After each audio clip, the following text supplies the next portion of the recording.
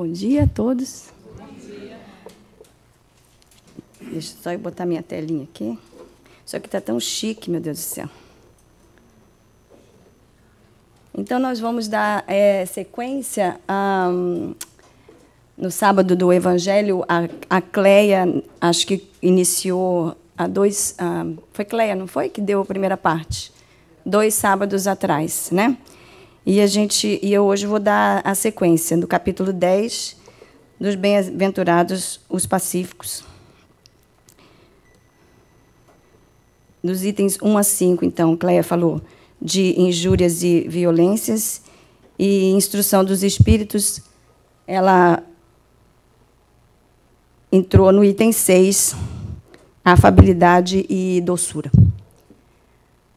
Eu, antes de continuar, eu queria entrar exatamente no assunto. Vou mais para trás, ok. Tá. Eu fico falando assim, dá um tilt no microfone. Tudo bem, é falta de experiência. Não, vou só compartilhar com vocês a minha experiência que eu tenho tido a respeito do Evangelho. Primeiramente, eu queria agradecer também a Mar pela paciência, porque a gente que está iniciante como palestrante, já faz tempo que Marisa tenta expor a gente a isso, e ela, com a paciência dela, o jeitinho dela, ela vai tendo, esperando o nosso momento certo, né? E a gente se sente mais ou menos preparado quando a gente pisa aqui, mas tudo bem. Mas, enfim, eu gostaria de compartilhar com vocês a minha experiência com relação ao Evangelho. Eu cresci num lar em que nós fazíamos Evangelho no lar. Muito dificilmente, minha mãe, principalmente, conseguia que nós sentássemos durante a semana para fazer isso, mas ela arduamente conseguiu, ao longo dos anos, que nós tivéssemos essa base de Evangelho no lar. E tive exemplo em casa de paciência, de tudo isso que eu vou falar hoje. Eu tive exemplo dentro de casa e cresci num meio muito harmonioso com relação a isso, eu e meus irmãos, né? Mas, mesmo tendo esse contato com o Evangelho e tendo contato com Jesus, eu sempre tive muita dificuldade de falar de Jesus, por incrível que pareça. O Jesus que eu via e escutava lá fora não era o Jesus que eu aprendia dentro de casa, através dos exemplos, através da essência que eu via. E eu tinha muita dificuldade, não sei porquê, a minha forma de raciocinar é uma forma um pouco diferente, um pouco fora do out of the box. As pessoas que me conhecem mais intimamente sabem que o meu raciocínio é um pouco diferenciado do tradicional. Mas, hoje em dia, eu venho entender um pouco isso. Vou só compartilhar com vocês uma historinha da minha infância. Quando eu estava na 6ª série, uma professora de português que nós tínhamos na escola, era uma escola em que a professora de português vinha desde a 5ª série até o colegial, na época se chamava colegial, né? E ela deu no primeiro dia de aula de português, ela deu uma tarefa para a gente fazer na sala, que era uma redação. E, nessa redação, o título da redação tinha um caderninho, que ia ser o caderno de redação do ano inteiro, e aquela seria a primeira redação do primeiro dia de aula de português. E o título da redação era O Meu Primeiro Dia. E nós fizemos a redação, todo mundo, ela recolheu 5 redações para fazer a avaliação, e ficou por isso mesmo. Semana seguinte, eu recebo de volta, uma das escolhidas foi a minha naquele dia, e eu recebi de volta, a minha nota foi 10 na redação. E eu falei, uau, nossa, tirei 10. Mas ela explicou o porquê. Eu, na verdade, tinha entendido aquele título errado. Não era a respeito do primeiro dia de aula que eu tinha feito a redação. Eu tinha feito a redação a respeito do meu primeiro dia, no dia que eu nasci. E ela achou aquilo fabuloso, mas na minha cabeça não tinha entrado naquele instante que era sobre o primeiro dia de aula. A minha mente foi para um outro lado. E é assim que a minha mente funciona, eu acho. E hoje em dia volto lá atrás nesse evento que ficou marcado na minha mente como um dos poucos eventos assim da minha infância que ficaram marcados, e procuro entender como me funciona o raciocínio hoje, e até mesmo para estudar o Evangelho e para entender Jesus, eu me vejo pensando dessa forma. Eu vejo, acredito, de uma forma diferente, e encontrei no Evangelho segundo o Espiritismo um caminho para entender Jesus hoje em dia, estudando mais a fundo, o caminho para entender Jesus do jeito que eu via Jesus, que não é o mito, que não é o Cristo, que não é o Salvador, que não é... Eu vejo Jesus como um homem, um espírito evoluído que veio nos deixar uma mensagem renovadora e que basta que a gente preste atenção e que está lá. Então, só para continuar, nós vamos, então... Eu vou falar, então, sobre hoje, que é a segunda parte do capítulo 10, paciência, obediência e resignação. Então, baseado no tudo que eu falei, eu vou tentar, didaticamente, com vocês, mostrar o meu raciocínio para chegar na paciência e resignação. Eu ilustrei dessa forma, só para vocês poderem tentar entender o caminho que eu fiz. E a cólera, isso é cólera. Eu, arrematando o que eu estava dizendo a respeito do Evangelho, eu achei um texto de Kardec, uma frase de Kardec, e que complementa o que eu disse a vocês a respeito de como eu penso do Evangelho. É o terreno em que todos os cultos podem encontrar-se. É uma regra de conduta, abrange todas as circunstâncias da vida, pública e privada. O caminho para a felicidade a conquistar. E eu acho isso muito profundo, porque eu acho que, realmente, se nós pararmos para estudar a essência, é isso mesmo que a gente vai perceber. E, só para relembrar, só para fechar, o Evangelho vem da terceira parte do Livro dos Espíritos, tá? Que fala das leis morais. E, entrando em leis morais, eu fui... eu estou precisando falar mais para trás, né? Talvez. Melhor? Talvez se eu ficasse mais para trás, eu acho, né? Eu estou fazendo assim, achando que, que vocês não estão me ouvindo. Ficou melhor? Tá. Ah, perdão. Então, em falando das leis morais, a base das leis morais trazidas não só por Kardec, mas trazidas vem do Sermão do Monte, né? O Sermão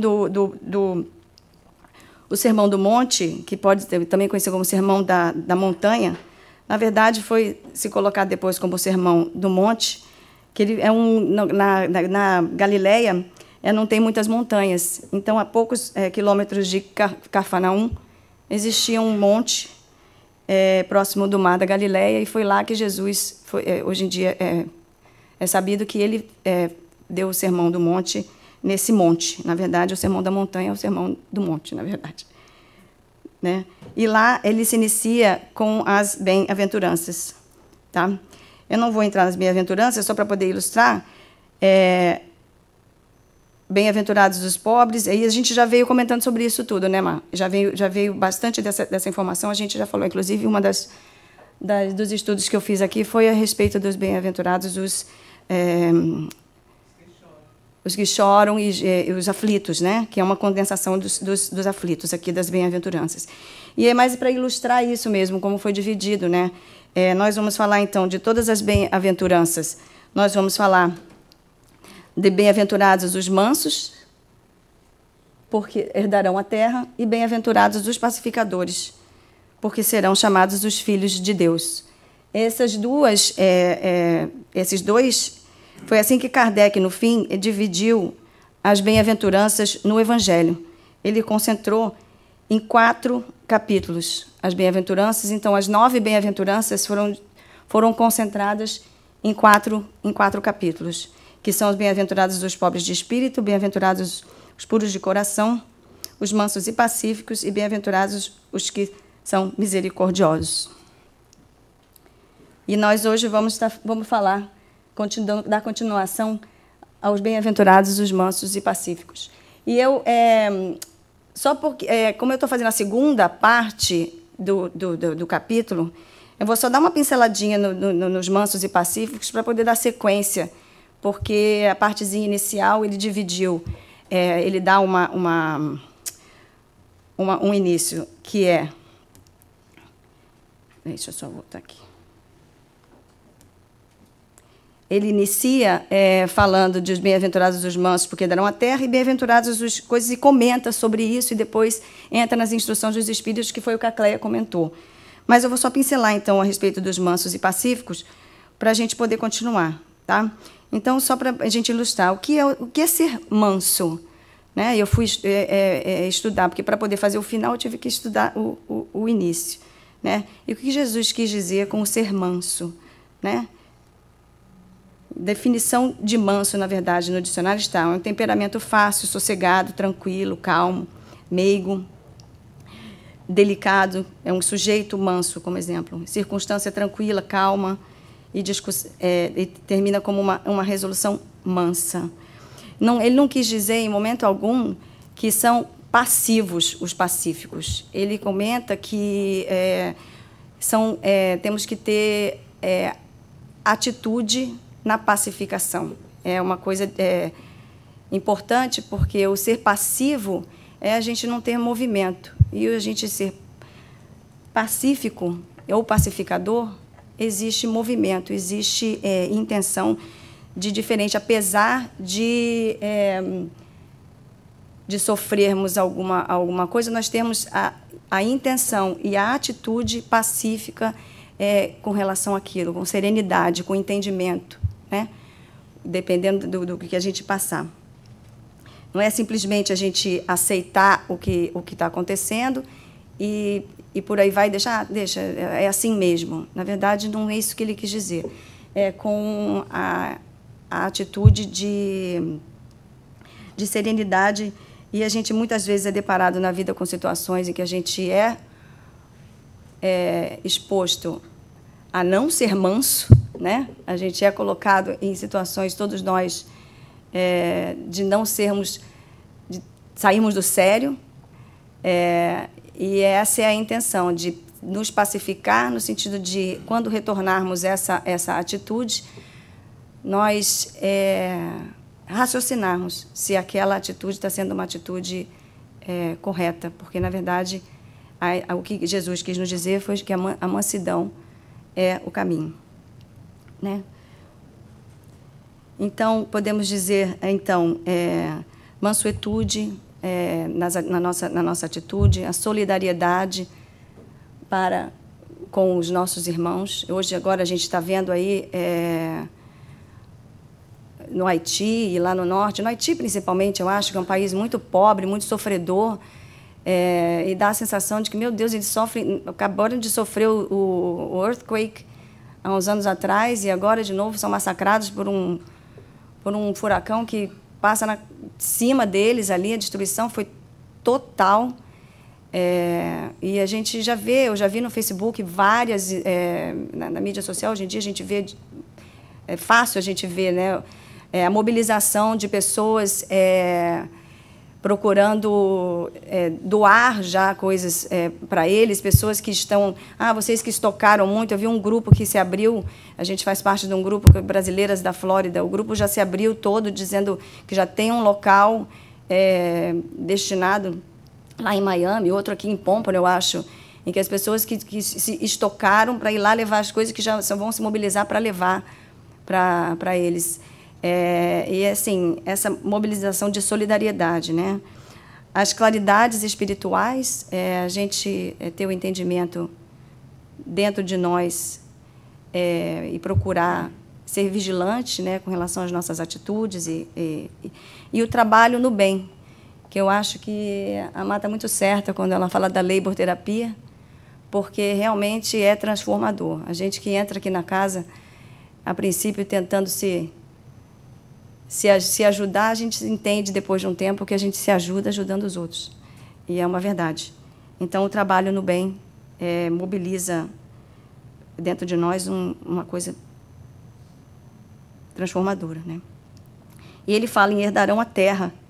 E o que ele quer dizer com herdarão a terra, né? A descrição que é colocada e faz a gente refletir é que, na verdade, o herdar a terra é não confundir, na verdade, os bens da terra com os bens do céu. Nós estamos aqui encarnados nesse planeta, em situação, um planeta que sabemos ser um planeta de provas e expiações. Estamos todos nas mesmas circunstâncias, uns aprendendo algumas coisas, outros outras. E nós, quando ele diz herdarão a terra, no sentido de nós temos a terra como herança de que, sendo herança receber algo por sucessão, a vivência aqui no orbe para desfrutar dos seus benefícios materiais e espirituais. É através, nesse estágio que nós estamos, né, é através dessas experiências materiais, do dia a dia, a convivência com o outro, a convivência com as situações difíceis. O sofrimento sempre vai existir, porque nós ainda estamos nessa fase, né? A dor vai sempre existir. E a gente tentar ir transformando o sofrimento que a dor traz em aprendizado. E é isso que ele quer dizer, entender a Terra como uma oportunidade de aprendizado. Né?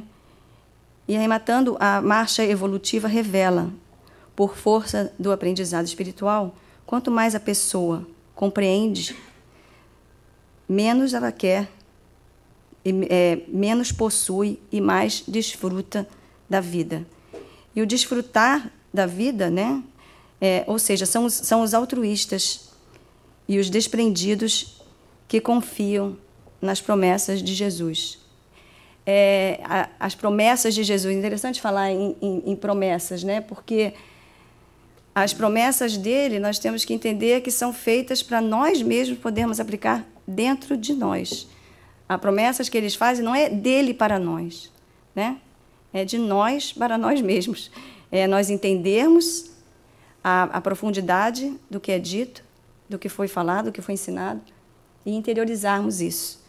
E a gente vem vendo, hoje em dia a gente avalia melhor isso, num mundo tão exposto, a gente tem tanto acesso a tudo hoje em dia, né, que são realmente os altruístas, os desprendidos, que confiam nessa mensagem, que vivenciam isso mais profundamente. E se a gente fizer um pouquinho de parar para raciocinar um pouquinho dentro de nós mesmos, né, quando a gente faz algo para alguém, não tem preço isso. A gente depois, o que sai de dentro de nós, a alegria, não tem preço. Eu vi uma reportagem um tempo atrás daquela cantora, como é o nome dela? Uma cantora country lourinha, que ela recebe muitas cartas de fãs, são toneladas de cartas que ela recebe de fãs, e ela resolve, no fim do ano, ela responder, ela seleciona quantas ela consegue responder, e ela seleciona um tanto em que ela vai àquele endereço e ela leva um presente de Natal. E ela comenta isso, ela comenta... o fato do que ela faz que mobiliza dentro dela uma coisa maior. Ela não precisa fazer isso, ela não precisa da fama, ela não precisa de nada disso. É que isso completa ela como pessoa. Ela estender essa mão e entender o propósito de você fazer pelo outro, né? E o quão isso é importante, né? E eu achei também um texto de Jung, trazendo para a psicologia, que ele fala dessa bem-aventurada dos mansos, ele fala dos mansos. Essa mansidão está relacionada ao ego, diz ele, que precisa ser trabalhado. Essa atitude é afortunada, ele diz, né? Você ser manso, pois o ego está pronto. Quando você é manso, o ego está pronto para receber ensinamentos e aberto às novas considerações que podem levar a uma rica herança. Ele coloca, herdar a terra, segundo ele, significa adquirir uma consciência e saber se relacionar ao lado ou de ter uma... Não, ao todo, desculpa, nossa, ceguinha. Ao todo, ou de ter uma participação pessoal no todo. Quer dizer, dentro da própria psicologia, ele já coloca exatamente isso. A herança é a herança de nós mesmos. E eu peguei em Buda também, que comenta dessa bem-aventurança, bem-aventurados aqueles cuja a conduta é tranquila, né? E o pacificador, o que é? Como a gente já comentou, aquele que restabelece a paz, que busca se pacificar e apaziguar. O pacífico disse de quem vive ou busca viver em paz, tranquilamente. Expressa a paz, tranquilidade e a concórdia, que busca alcançar a paz. Né? E precisamos promover isso dentro de nós. Eu selecionei, não é? Pois é. Eu pensei, quando eu li essa lista toda que eu fiz, eu falei, uau, nós precisamos correr, né? Nós precisamos, quando eu vi harmonia, compaixão, bondade, compreensão, tranquilidade, sensibilidade, eu fui pegando palavras dos textos todos que eu estava estudando. Falei, uau, não parece fácil, mas é um caminho, né? A gente procurar se esforçar todos os dias, que oportunidades não faltam, né? O pacificador se preocupa em levar a concórdia, o amor, a harmonia, a serenidade e a paz a todos os lares, ao ambiente de trabalho, ou seja, a todos os lugares onde esteja presente. Antes de levarmos a paz às pessoas, isso é importante, gente, precisamos primeiramente conquistar a nossa harmonia interior. Ninguém pode ser verdadeiro pacificador dos outros, se não for pacificador de si próprio, né? Que a gente quer apontar o dedo e dizer, falando, você é estressado, né? Ou não sei o quê, você, né? No trânsito, fulano, mas a gente esquece que a gente mesmo precisa cuidar primeiro da nossa paz, do exercício de nós mesmos procurarmos essa paz interior. E que não é fácil, né? O que é paz, né? A gente fica questionando, né? E quando ele fala o pacificador, os filhos de Deus, nós não nos damos conta, ou nem sempre reconhecemos, a dimensão e a perfeição de Deus. À medida, porém, que se estreitam os laços e temos melhor e maior entendimento dessa divindade, passamos a nos ver como irmãos. Por quê? Porque tomamos consciência, assim, da posição de filhos de Deus, parte integrante desse fluxo do universo, sem resistências, apenas a compreensão do fluxo da vida, que apenas somos aqui e agora. É o que a gente vê muito por aí, né? O viver no presente, né? Dificuldades e discórdias produz a pessoa que trabalha na redução de dificuldades e de discórdias produz a paz, o entendimento entre os homens. Gente, finalmente a gente vai entrar no assunto. Voltei lá só para poder recomeçar. Então, vamos lá. Item 5, 1 a 5. Injúrias e violências, que foi o da Cleia.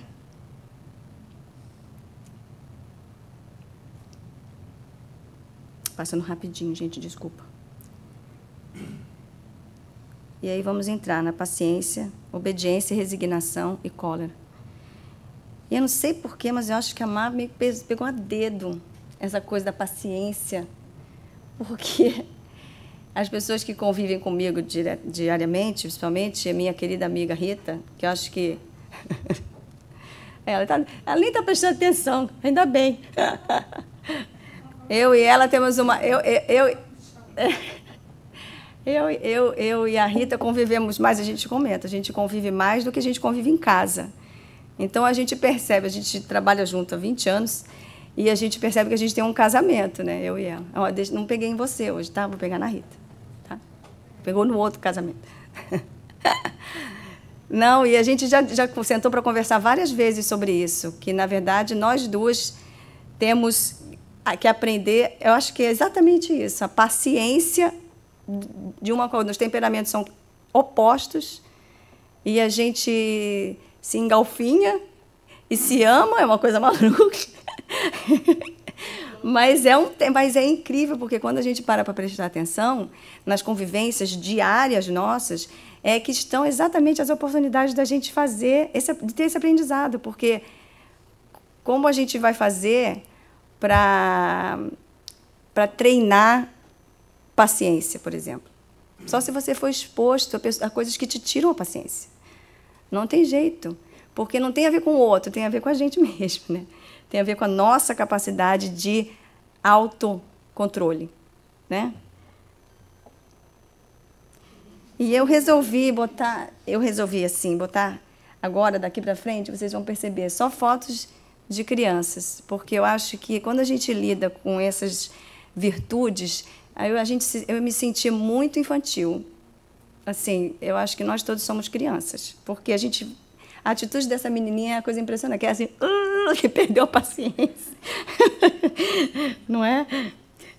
É incrível. A definição de paciência, então, que a gente vê essa lista gigantesca aí de definição de paciência e que a gente precisa, né, arduamente trabalhar, né? Controle emocional equilibrado. Vamos ver assim, quantos que a gente clica, né, desses aí. Controle emocional equilibrado, calmo ao longo do tempo, tolerância a erros ou fatos indesejados, capacidade de suportar incômodos e dificuldades de toda ordem, capacidade de persistir em uma atividade difícil, tendo ação tranquila, esperar o momento certo para certas atitudes. Gente, para mim foi assim, só de eu ler isso aí quando eu estava fazendo. Eu falei, meu Deus do céu, é impressionante mesmo. Aguardar em paz a compreensão que ainda não se tenha obtido. A capacidade de ouvir alguém com calma, com atenção, sem ter pressa. A capacidade de se libertar da ansiedade. Quer dizer, eu acho que se a gente conseguir clicar 2 desses aí, nós estamos bem. Mas alcançar tudo isso é um processo, eu acho que longo, e a gente tem que ter paciência com a gente mesmo, né? Eu acho que dentro da paciência, eu acho que a gente tem que também pensar nisso. Lá nos Bem-aventurados, dentro da paciência, o texto diz: a dor é uma bênção que Deus envia a seus eleitos. Não vos aflijais, portanto, quando sofrerdes, mas, pelo contrário, bendizei a Deus Todo-Poderoso, que vos marcou com a dor deste mundo para a glória do céu.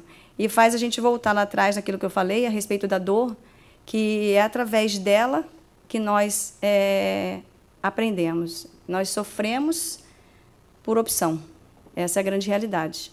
Porque a dor vai existir, todos nós vamos passar por ela. A forma com que nós vamos lidar com essa dor é que, na verdade, vai distinguir aquele que é mais tranquilo do que não é. E, para isso, ele indica a paciência, né?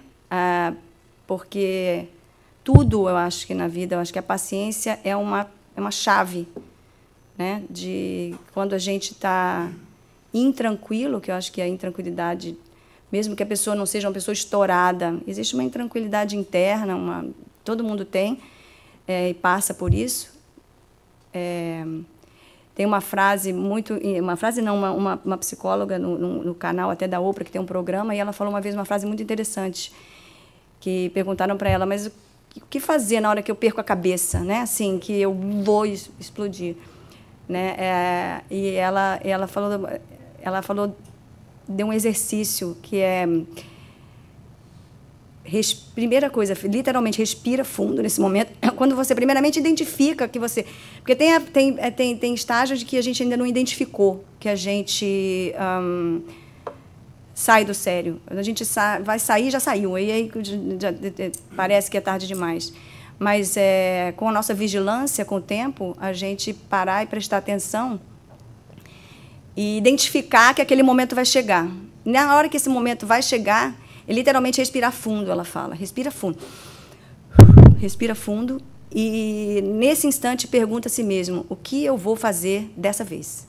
Não é o que eu vou fazer agora, é dessa vez, porque das outras vezes você não gostou do que você fez. E é importante,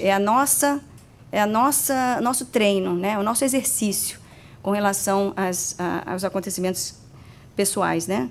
E que todos nós temos, né? E como a gente entender essa paciência novamente, né? Nos acomodarmos, cruzar os braços e dizer, eu sou assim mesmo, né?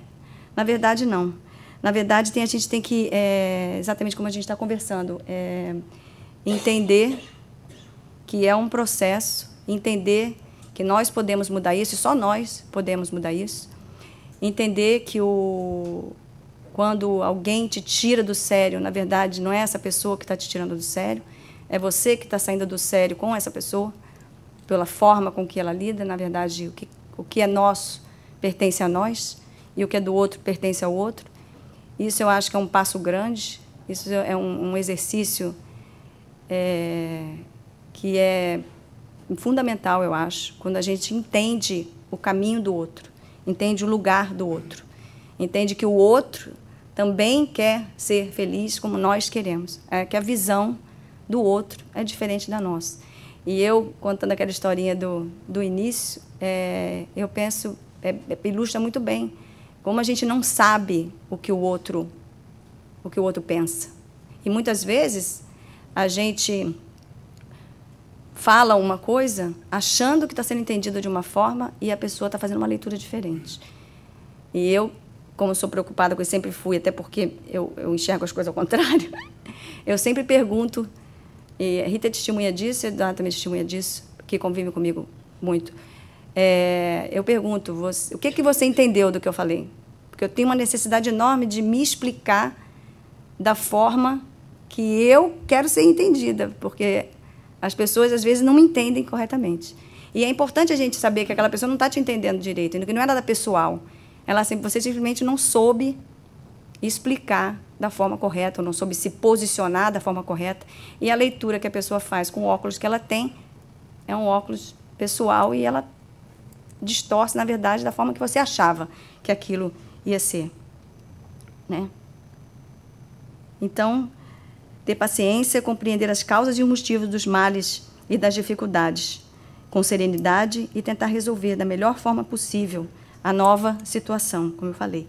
E não se rebelar, não se desesperar, julgando-se vítima, né? Inocente e infeliz. A gente tem uma tendência grande de, quando a gente é exposto a alguma intolerância de alguém ou alguma coisa assim, a gente se coloca na posição de vítima. E, na verdade, ninguém é vítima, né? Que a gente também não passa por situações que a gente não precise e que não sejam proveitosas para nós mesmos. E é bem colocado aqui que, na verdade, a paciência nos ensina a capacidade de suportar. E, com isso, precisamos entender o ciclo da vida. Eu gosto de pensar e procurar explicar da seguinte forma. Eu penso que nós entendemos a perfeição de Deus, né? E, no entanto, a gente acha que tem alguma coisa errada. Por que isso aconteceu? Por que aquilo aconteceu? Por que fulano fez isso? Por que fulano fez aquilo? Na verdade, se a gente se colocar ao contrário, numa visão ao contrário, e entender que tudo é perfeito, a gente vai fluir na vida de uma forma mais branda, né? Eu estava vendo aquele... Não sei se vocês conhecem um negro que ele fala sobre... Ele é um poeta, cantador, ele é Prince, não sei o quê. Online tem uma opção de coisa deles, é muito interessante.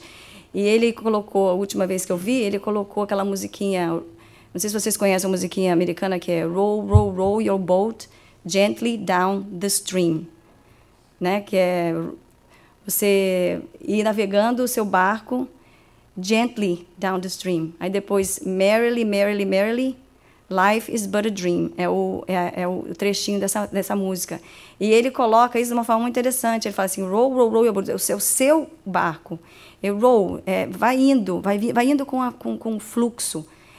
Não se deixe abater pelas coisas que estão acontecendo, porque a vida vai se encaixar, a gente se exasperar e a gente se ter ansiedade, atrapalha justamente a gente ter essa visão essa visão mais ampla de que a vida flui e que nós precisamos ter essa paciência e entendimento disso. Ai, não resisti, né, gente? Obediência e resignação. Apesar de que a minha, coitadinha, não é muito obediente, não. Ela anda muito desobediente, por sinal. Mas não resisti a colocar, né, que eles, a gente ensinando eles a parte animal, né, eles são bem obedientes. E a definição de obediência é a ação de quem obedece, de quem é submisso ou dócil, disposição para obedecer, ato pelo qual alguém se conforma com ordens recebidas. E a resignação, ação ou efeito de resignar, ato de se resignar, ação de aceitar pacificamente as dores ou os sofrimentos da vida. Só que eu vou colocar aqui que, na verdade, a obediência com que ele quer dizer ali no capítulo 9 não é uma obediência aos outros, né? Além do entendimento desse, é muito ligado à paciência e ao entendimento desse fluxo da vida, né? Essa obediência a nós mesmos, a obediência a quando nos propomos a entender, né? e a seguir um caminho de melhora, né? Não acredito que ninguém aqui esteja sentado aqui porque quer piorar. Nós estamos todos aqui perseguindo uma forma de nos melhorarmos. Essa obediência é uma obediência disciplinada com nós mesmos, né? Dentro das nossas ações, buscando obedecer os nossos próprios valores, porque a gente tem os valores, a gente acredita nos valores, a gente acredita e concorda com todas as mensagens de Jesus, a gente entende a sua essência e, no fim, ela fora, na esquina, pisou no pé da gente, a gente está explodindo. Né? Quer dizer, não faz sentido, nós temos que ser coerentes e vigilantes e obedecer a nós mesmos, nós nos obedecermos. Né? E lá no item 8 do capítulo fala: a obediência é o consentimento da razão e a resignação é o consentimento do coração. Forças ativas, da mesma forma que fomentamos a paciência, são forças ativas. Ambas, porquanto carregam o fardo das provações que a revolta insensata deixa cair. O pusilânime, que na verdade eu fui lá buscar no dicionário porque o Evangelho é carregado de palavras complexas, é aquele que se revela covarde, né? Não pode ser resignado, do mesmo modo que o orgulhoso e o egoísta não podem ser obedientes, né? Então, faz a gente refletir disso que eu estava comentando, da gente procurar olhar para dentro de nós e sermos obedientes com as nossas propostas que nós temos para nós mesmos, que nós todos sentamos aqui e todos procuramos entender a mensagem, e eu procuro aqui passar a mensagem de como eu vejo, como eu procuro aplicar para mim. Não sou, obviamente, melhor do que ninguém, não é porque eu estou falando aqui que eu já aprendi tudo isso. Na verdade, a gente estuda, e percebe que se a gente está sendo exposto a esse estudo todo, é porque a gente deve precisar mais que todo mundo, penso eu.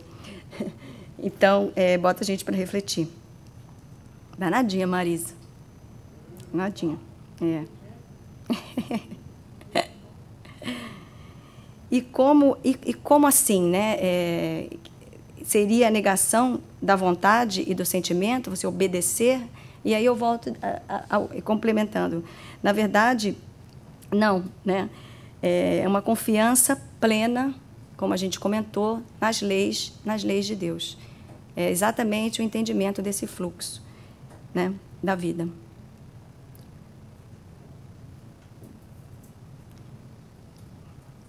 Como eu botei. Agora é esse daí, ó. Esse aí tá aborrecido. Ai, pronto, ó, não falei nada. Eu estou bem. Ele estava muito preocupado de eu utilizar exemplos domésticos. E eu por aí para ele que eu não iria usar exemplos domésticos. Desviei para Rita. Tá? Desviei. Ele estava preocupadíssimo, ficou sem dormir. Falei, não vou falar nada, não se preocupe. Mesmo porque já passou.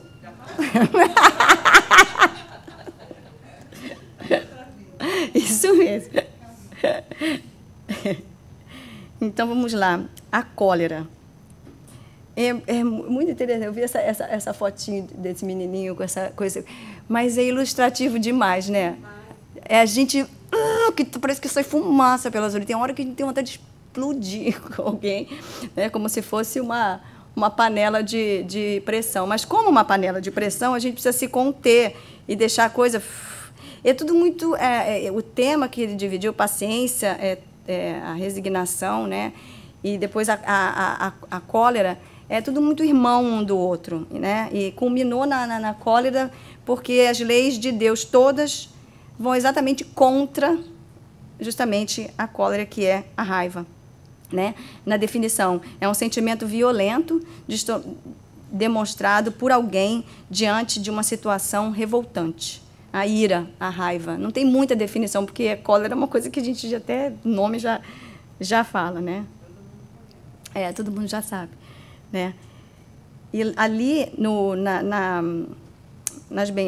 capítulo é falado dessa forma: vos digo que quem quer que se puser em cólera contra o seu irmão merecerá ser condenado no juízo. Isso Jesus falando, Mateus relatando, né? Está em Mateus. Que aquele que disser ao seu irmão, raca, merecerá ser condenado pelo conselho. E aquele que lhe disser, és louco, merecerá ser condenado ao fogo do inferno. E nós, refraseando e colocando isso nos nossos tempos, raca quer dizer, gente, na época dos hebreus, era um termo desdenhoso, que significava que o homem não vale nada. E se pronunciava cuspindo e virando para o lado a cabeça. Era desprezando mesmo, uma pessoa desprezível, né?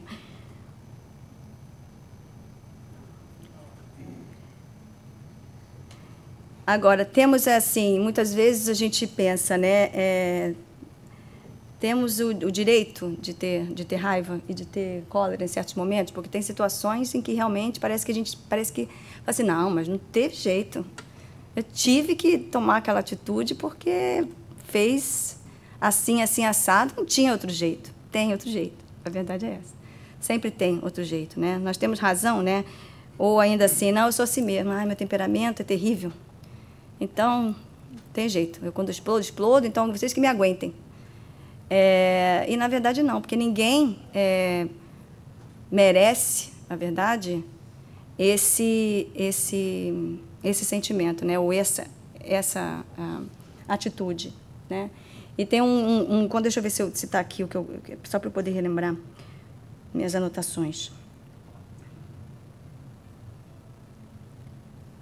Uma historinha interessante do livro que ilustra bem essa coisa da cólera.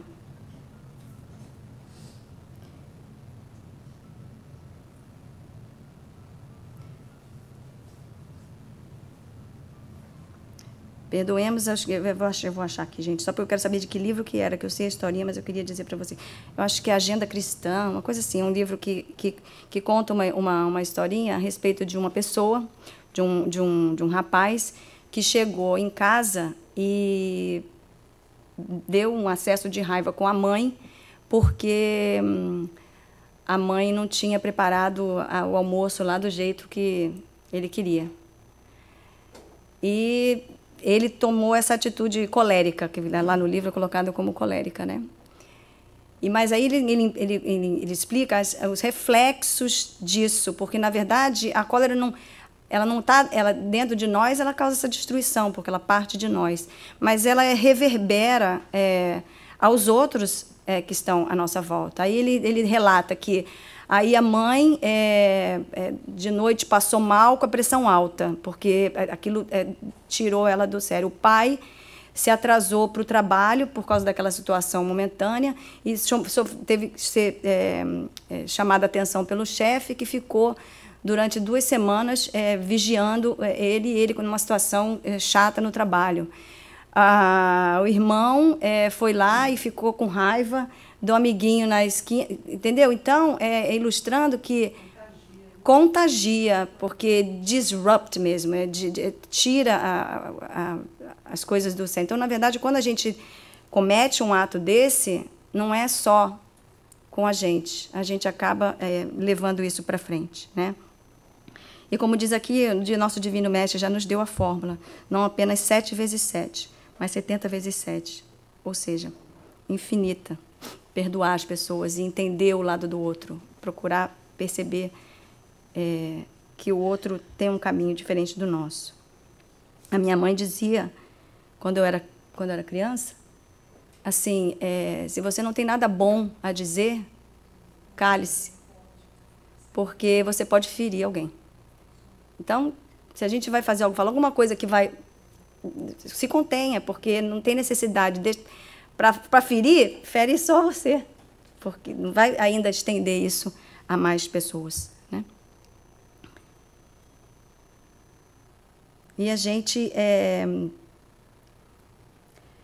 precisamos, além do fluxo que a gente faz, eu vou finalizar com isso, precisamos aceitar esse fluxo, treinar e aceitar que a vida é um fluir e que não tem nada errado e que está tudo perfeito dentro do que tem que ser.